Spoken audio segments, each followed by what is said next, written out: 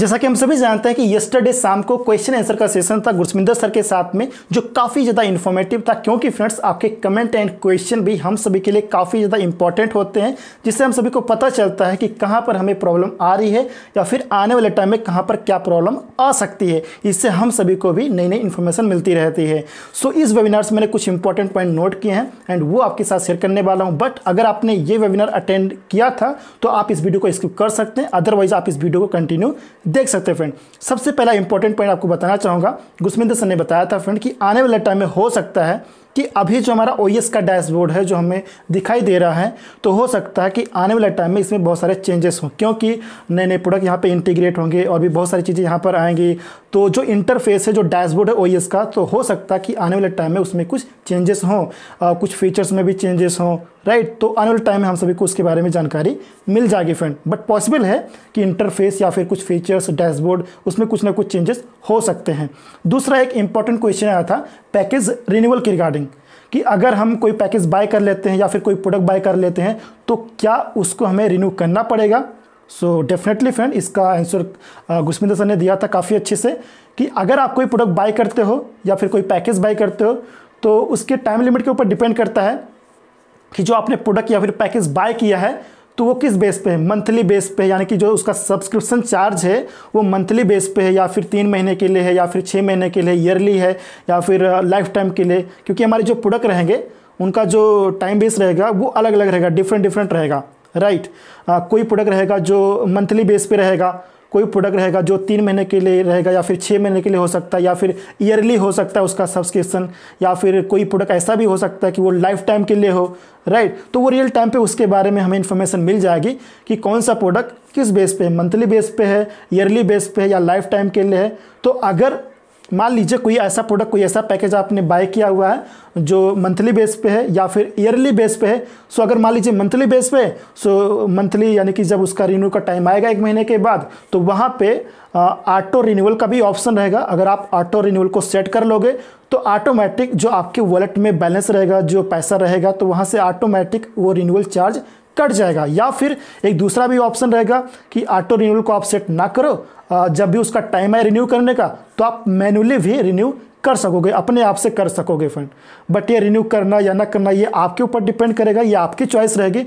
But अगर आप renew करोगे सो रिन्यू करने के बाद तभी उसका एक्सेस आपके पास रहेगा। एक्सेस रहेगा मीन्स उस लिंक से जब आपका सेल जनरेट होगा तभी आप उसको विड्रॉल कर पाओगे। अगर रिन्यू नहीं करोगे 1 महीने कंप्लीट होने के बाद तो उसका एक्सेस आपके पास नहीं रहेगा, तो उसका सेल भी आपको जनरेट नहीं होगा। मीन्स अगर जनरेट भी होता है तो उसको आप विड्रॉल नहीं कर पाओगे, राइट। तो ये आपकी चॉइस रहेगी कि उसको रिन्यू करना है या फिर नहीं करना है। अगर कोई ईयरली बेस पे है सो 1 साल कंप्लीट होने के बाद रिन्यू का टाइम आएगा तो भी आपके ऊपर डिपेंड करेगा कि आप रिन्यू करना चाहते हो या नहीं करना चाहते हो। अगर ऑटो रिन्यूअल सेट करके रखोगे तो ऑटोमेटिक रिन्यू हो जाएगा आपके वॉलेट से, और अगर आप मैनुअली करोगे तो आप मैनुअली भी कर सकते हो। तो ये आपके ऊपर डिपेंड करेगा। एंड फॉर एग्जांपल कि आपकी मान लीजिए कोई प्रोडक्ट है, कोई पैकेज आपने बाय किया हुआ है, मान लीजिए उसका मंथली सब्सक्रिप्शन आपने लिया हुआ है।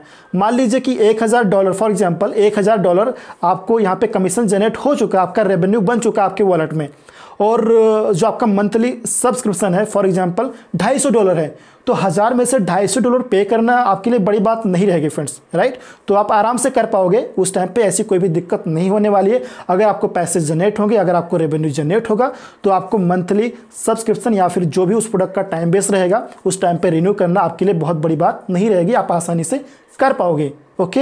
एंड इसके बाद एक फाउंडरशिप रिन्यूअल का भी क्वेश्चन आया था कि क्या हमें फाउंडरशिप भी रिन्यू करना पड़ेगा। So definitely friend, for example जब भी हमारा फाउंडरशिप का काउंटडाउन स्टार्ट होता है, ठीक है ना, क्लॉक स्टार्ट होता है, तो उस टाइम के बाद जब भी 1 साल कंप्लीट होगा तो 1 साल के बाद रिन्यू का टाइम आएगा। सो जब भी रिन्यू का टाइम आएगा आपको इन्फॉर्मेशन दिया जाएगा सारा वहाँ पे। सो जब भी रिन्यू का टाइम आएगा तो ये आपकी चॉइस रहेगी कि आप फाउंडरशिप को रिन्यू करना चाहते हो या फिर नहीं करना चाहते हो। उस टाइम पे जो उसका प्राइस है वो भी कुछ डिफरेंट हो सकता है, मे बी सेम प्राइस रहे जो आपने एक्टिवेट किया, या फिर और भी कुछ हो सकता है। उस टाइम पे हमें इन्फॉर्मेशन मिल जाएगी, बट ये आपकी चॉइस रहेगी कि आप रिन्यू करना चाहते हो या फिर नहीं करना चाहते हो। एंड वहाँ पर भी ऑटो रिन्यू का ऑप्शन रहेगा, अगर आप उसको सेट कर लोगे सो रिन्यू का टाइम आने के बाद ऑटोमेटिक आपका रिन्यूअल चार्ज कट जाएगा आपके वॉलेट से, या फिर आप रियल टाइम आने पर आप मैन्युअली भी अपने आप से भी वहाँ पे रिन्यू कर पाओगे। लेकिन अगर आप रिन्यू नहीं करते हो तो ये आपकी चॉइस है। अगर रिन्यू नहीं करते हो तो आपका जो ओ फाउंडर का बैक ऑफिस है उसका एक्सेस आपके पास नहीं रहेगा, आप ओ फाउंडर बैक ऑफिस को यूज़ नहीं कर पाओगे अगर आप रिन्यू नहीं करोगे। और अगर आप रिन्यू कर लेते हो तो डेफिनेटली आप ओ फाउंडर बैक ऑफिस को यूज़ कर पाओगे। ये आपकी चॉइस रहेगी कि रिन्यू करना है या फिर नहीं करना है। इसके बाद एक और भी इंपॉर्टेंट क्वेश्चन आया था कि अगर किसी के पास मल्टीपल अकाउंट है, ओ फाउंडर अकाउंट है, ओएस अकाउंट है मल्टीपल, तो जब केवाईसी का टाइम आएगा तो उस टाइम पे मल्टीपल अकाउंट का केवाईसी कैसे कर पाएंगे। तो यहाँ पे एक अपडेट मेरे को याद आ रहा है फ्रेंड्स कि ऐसा ने बताया था कि आने वाले टाइम में ऐसा भी हो सकता है कि अगर आपके पास आपके ही नेम से मल्टीपल अकाउंट है तो ऐसा भी हो सकता है आने वाले टाइम में, आई होप ये ऑप्शन दिया जाएगा कि एक अकाउंट का आप केवाईसी कर लोगे, एक अकाउंट का आप केवाईसी कर लोगे एंड उसी अकाउंट में आपका जो और भी जो मल्टीपल अकाउंट है उसको आप वहाँ पे ऐड कर पाओगे। मतलब सभी का केवाईसी करने की आपको ज़रूरत नहीं पड़ेगी, ऐसा कुछ यहाँ पे ऑप्शन आएगा, राइट। ऐसा ने खुद ही बताया था कि ऐसा कुछ ऑप्शन आएगा कि जिनके पास मल्टीपल अकाउंट है तो वो एक अकाउंट का अपना केवाईसी कर लेंगे एंड उसके बाद जो उनका जो और भी अकाउंट बचा हुआ है तो उस अकाउंट को उसी मेन अकाउंट पे जहाँ पर उन्होंने केवाईसी किया है तो उसी में ऐड कर लेंगे। तो वहाँ पर सभी का केवाईसी करने की ज़रूरत नहीं पड़ेगी। तो कोई दिक्कत नहीं है, जिनके पास मल्टीपल अकाउंट है आप बेफिक्र रहिए, आपको टेंशन लेने की ज़रूरत नहीं है।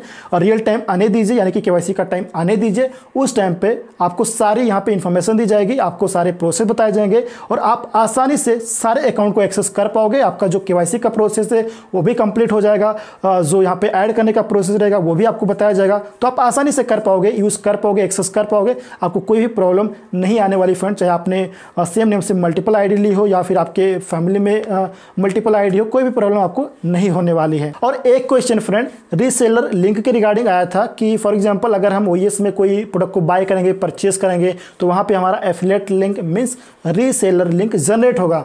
सो आने वाले टाइम में जो अभी फाउंडर नहीं है बट आने वाले टाइम में जब हमारा लिंक जनरेट हो जाएगा तो उसके थ्रू जो भी यहाँ पे कस्टमर बनेगा, रीसेलर बनेगा, तो क्या उनका भी लिंक जनरेट होगा।